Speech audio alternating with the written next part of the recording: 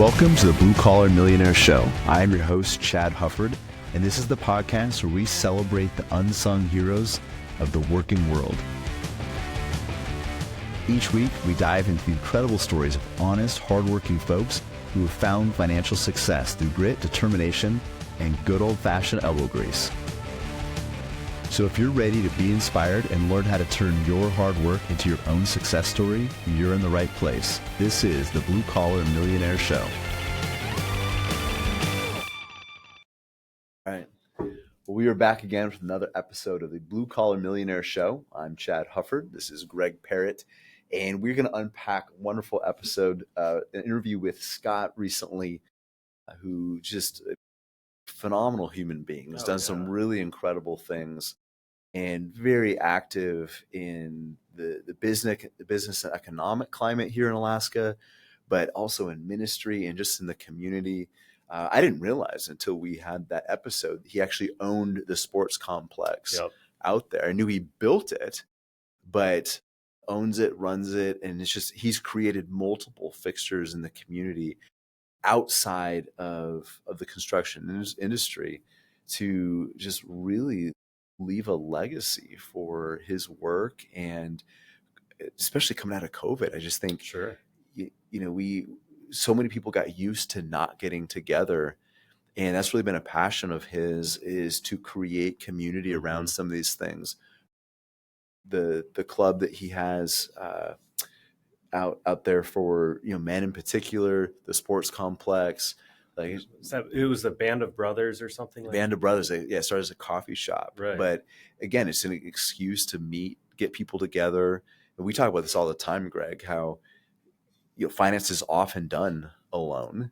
Right. And we try to create community around that, not just community within our office and those families, but even helping them find other people in their life, opening up conversations so they don't feel like they're doing this alone. And I think so many people do feel like, they're doing finances alone and they're making mistakes. They can't share that with anybody. But I know guys in general just live life that way. Sure. Whether it's in our marriages or in raising kids, in our jobs, in our careers, that we feel like we can't go to anybody, we can't talk to anybody. Right. And that's something that Scott really has, you can just tell it's a big heart issue or big mission of his, is to help people create community, to find each other, to lift each other up. And it was really neat to see how he's been able to do that. Definitely. What it kind of reminds me of is that book, The 7 Habits of the Highly Effective Person, with that think win-win, right? What Scott did a really good job at over time is, he created these awesome jobs for other people. And yes, he won, but so did everybody else. And then not only that, but not only his employees, but the community at large was huge. Just the way that he talks about generosity, and that he was very humble in the way that he spoke, with speaking about how, hey, I didn't create this. The people that I worked with and were surrounded by created this. And it was interesting and awesome to see a different approach to business, where he really wanted to be just extremely generous, and the chips fell where they may, and he became very profitable at it. Well, and obviously did excellent work for a long period of time, surround himself with good people, but continued to pour into those people. And there's so many different areas we could go, but just on this idea of, again, community and this team approach. Obviously he had that in his business, and I'm sure that he saw a lot of people throughout his time working in a very volatile, high stress industry, working in contracting, where I was going to say the weather can shift very quickly, metaphorically and literally. Alaska is not an easy place to run that type of business. And I'm sure that he met with so many people, rubbed shoulders with so many people who were stressed out and felt alone. And we know that a lot of those people, at least from a business standpoint, didn't make it. The 80s especially wiped out so many different people, people that had good, solid businesses. And it was just thinking about how he talked about risk, and there's no such thing as no risk Right. in life, whether it's in your investing and just getting out of bed in the morning. We all take risks, but it's taking calculated risks. But one of the many things that allowed Scott to be successful is to be able to absorb some of those blows. And too often, I think, Greg, people plan in life for everything to go perfectly. Just think about how people schedule out their day, and they're running late all day long because they push snooze on their alarm clock. Yep. And it started with that. And they had to take a shorter shower, and they didn't have time to make breakfast. They stopped at McDonald's, and their whole day is now just running a few minutes behind.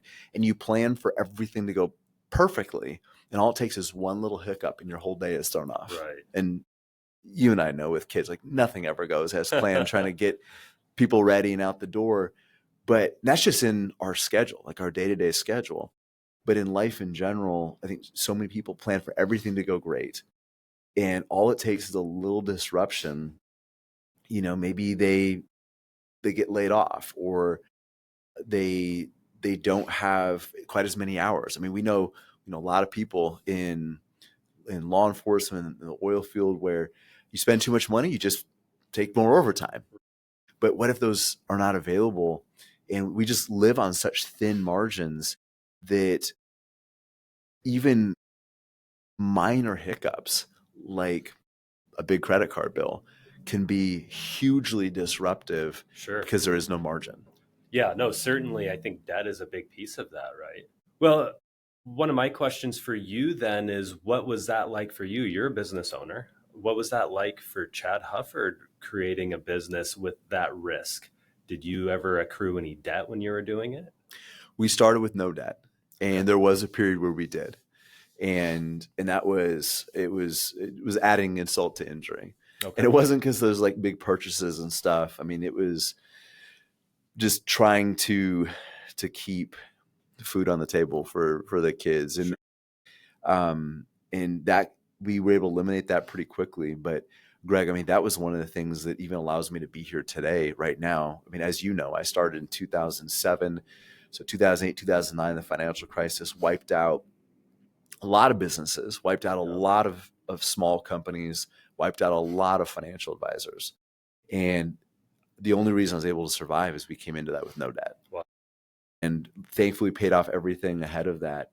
But those are some pretty big bumps that we were able to absorb. And they were difficult, they were hard, but they were survivable because we had no debt.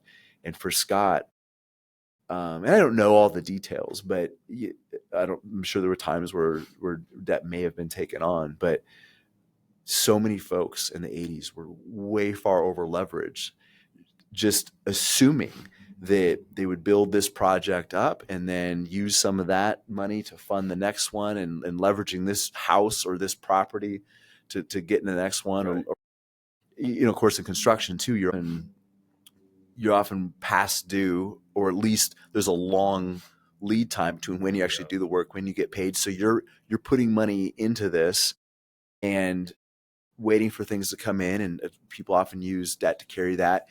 But in the 80s, you had situations where you're doing a job for somebody, you're waiting to get paid, that person is going out of business. Exactly. And now it's just this domino effect where now the financial troubles in somebody else's life become your financial troubles. Sure. And those times they happen somewhat regularly. We saw again 2008, 2009, where this domino effect, and a lot of it was debt. Can I ask you, where do you normally see debt turn into this crisis where it's like, does that question make sense? Like, where do the dominoes start to fall when people have debt? Well, you can live paycheck to paycheck on almost any salary. Sure. And one of the things we've talked about before on this podcast is one of the fundamental rules to building a life of financial independence is to live within your means. And Scott did that. He's done that. He still does that. There's a margin between what he produced and what he consumed. And a lot of people don't have that. So when you're living paycheck to paycheck and accumulating debt, as long as everything goes great, you're okay.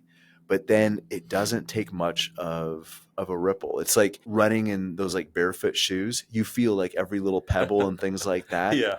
And just the other day, I didn't even have shoes on, but was going downstairs, lights were off, and I went to go turn on one of the lights, stepped on a Lego, felt like a nail went through my face. Like, Yeah. talking about something relatively small. Right. I mean, what like a 1/4 inch by 1/4 inch square that just jammed right up in that soft part of your foot. You thought about never having kids at that moment. Or maybe getting rid of some of the ones I do have. Yeah, put them on Craigslist. But don't do that. Don't put kids on Craigslist. Facebook, this is way easier. Yeah. Point being, like, it doesn't take much when there's no margin. There's no cushion there.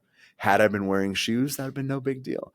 But so many people live life that way, where as long as there's no Legos in the basement, as long as there's no disruptions. But going back to your question, if you don't have all it can take, it could be a medical thing.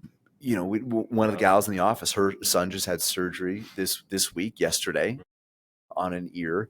He broke his hip earlier this year. He's had a rough year. Oh man, poor kid. Yeah, we should get him a helmet, but maybe a padded room. But no, he's an athlete. He's doing things, right? Sure. You know, and he's getting banged up. Sorry, Mason.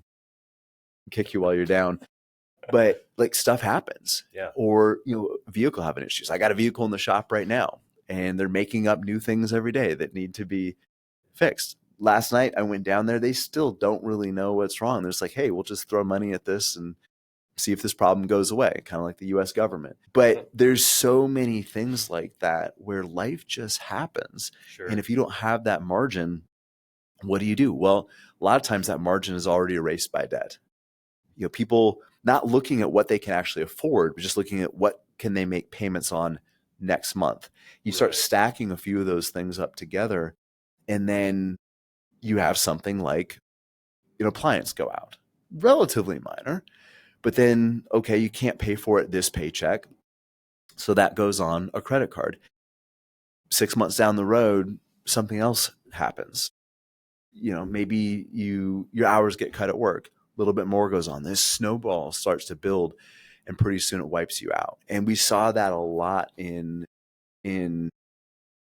again, the 80s is extreme. Oh, sure. But that can happen just in your day. You don't need a recession like we had. It can be something just in your life where if you don't have that buffer between you and life, and this is why we're so big on emergency funds, not just eliminating debt, but building up an emergency fund. Small things can wipe you out. And Scott was just a testament to living within his means, not overextending himself. I know the guy said no to a lot of opportunities and a lot of things where maybe he could have made more money, but it also might have wiped him out if things went wrong. And I think a lot of people, when life is going smoothly, the paychecks are coming in consistently, to start getting a little bit lax, a little bit complacent what they're spending their money on. And then that margin starts to shrink and can eventually disappear. What do you tell the guy that's just absolutely yelling at his speaker right now that says, yeah, but Chad, I want to start a business, and how do I possibly do that without debt? Start slow, start small. And I think when you're paying for things in cash, you make better business decisions too. Sure. Like you don't spend money as frivolously. There's more accountability. When you're putting stuff on a card, it seems like somebody else's problem. Somebody else is paying for it. Now it's you next month that has to pay for it. But in the moment, it's easier to make more knee-jerk reactions and not be quite as intentional about what you're spending money on. I'll tell you that everything was extremely thought out, maybe even to a detriment early on. There's so little capital there that I had to be extremely careful about, what do I absolutely need this money to be doing, making sure there was nothing frivolous, and also that I knew my numbers. I think a lot of business owners don't know their numbers, and money is getting sucked up into things that it shouldn't be. And it goes back to even just everyday folks that don't own a business, just with a budget. A lot of people don't know their numbers. They don't really know what they're spending money on. And we talked about before, money is like kids. If you don't tell them where to go and what to do, they're probably going to do something that you don't approve of. Right. And people that don't have a budget, whether it's in a business or their own personal life, a lot of times they aren't aware of what their money is doing. They're not intentional. And you get people that make a decent money to start having problems they shouldn't because a lack of proactive planning, a lack of intentionality when it comes to their spending. It sounds like Scott was pretty intentional at the beginning. He said he started with just a few people, or maybe himself at the beginning, and then it went to 7 painters and then 70 painters. Yeah, I remember, yeah, like Yeah. from like half a dozen or so to like 70. Yeah. Yeah, and growing with focus and design though, not just growing for growth's sake. So one other thing that I wanted to touch on for a second that Scott had talked about, he talked about, his faith and that being a big part of it. But I also wanted to get your opinion. What about just having that faith type mindset? And what I mean by that is, I know that sometimes people come in and I have meetings with people and it's a lot of doom and gloom. And I think that that mindset of having faith in the future and having faith in the markets and those sorts of things is very important. What do you feel about that? Well, I think it's essential, because if you don't think things are going to get better, then what's the point of saving for the future anyway? Right. Like, think about somebody who is, trying to get in shape. They're getting up early and they're hitting the treadmill. It's not fun. It stinks. We were just talking about running right before we started recording. Yep. And I mean, there's a reason why long distance runners look miserable in every photo. Yeah, they are. Yeah. It's a miserable activity. But if you were trying to get in shape and you didn't think you could ever get your blood pressure down, you don't think you could ever lose weight, you don't think you're ever going to reduce your A1C, your insulin resistance, then what's the point? Why go through the pain? If you don't think you can ever have financial independence, if you don't think you can ever pay off your debt, if you don't think you can ever get to a place where you never need your paycheck, what's the point? Why sacrifice today for a future that isn't going to be there? If you think that the world is going to implode and North Korea is going to invade and nuke us all, why save for the future? Exactly. So you have to have a vision of the future. And I believe faith, not just in the future, but faith in something bigger than yourself. I mean, Scott and I and you, we believe in a creator God, and having faith in something beyond you though. And especially with Scott, like that really drove a lot of his decisions, because wealth was not an end in itself. Right. It was a tool that he used to put him in a position to better the lives of those around him. And you said it. It started with his employees, giving them potential, pouring into them. One of the things I heard one time at a business conference, somebody was they were talking about training their employees, like how much you invest. And I think it was Pat Lencioni. They were asking Pat, like, well, what do you train all these employees? You pour all this money into them, you do all this investment into them, and they leave. And he's like, well, what if you don't put anything into them and they stay? Right. You want to grow your employees, right. Not grow in just the number, but grow them in their ability. And that's what Scott did. So it started with his employees. Then it started with the community. Now it's all over the state. And he's investing in things that you and I know will have an eternal effect. And absolutely. Scott believes that too. And it's the old Gladiator quote: what you do here on this field will ripple into eternity. And you don't have to believe what we believe in order for that to ring true in your own finances. But point being, finances were means to an end. His business, the opportunities they were a means to an end. It wasn't to sit on a huge pile of money.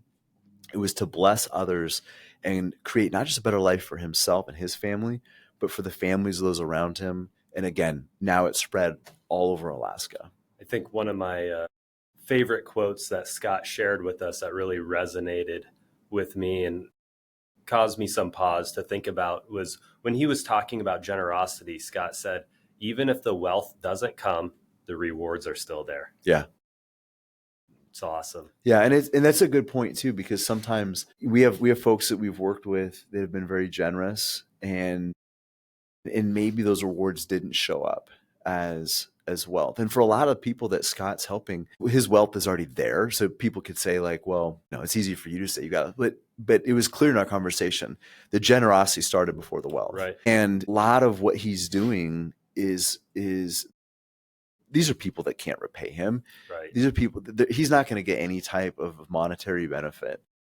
And that's the point though, is you get to a point where you can help people that can never pay you back, and you don't need a kickback. It isn't, sure, Greg, you scratch my back, I'll scratch yours.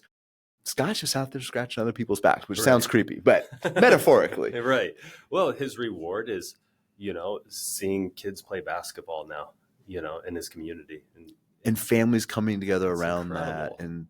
And yeah, it's, again, wealth was a means to an end. And I think even Dave Ramsey, we work with a lot of Dave Ramsey folks and a lot of his fans, and we work closely with that organization.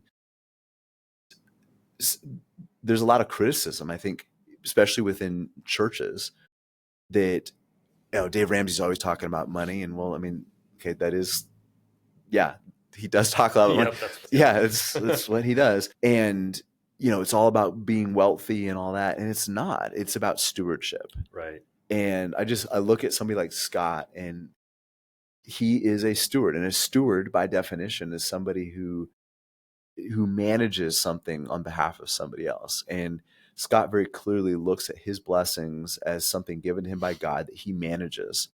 But yes, he benefits from it, but ultimately it's to make an impact in the lives of those around him.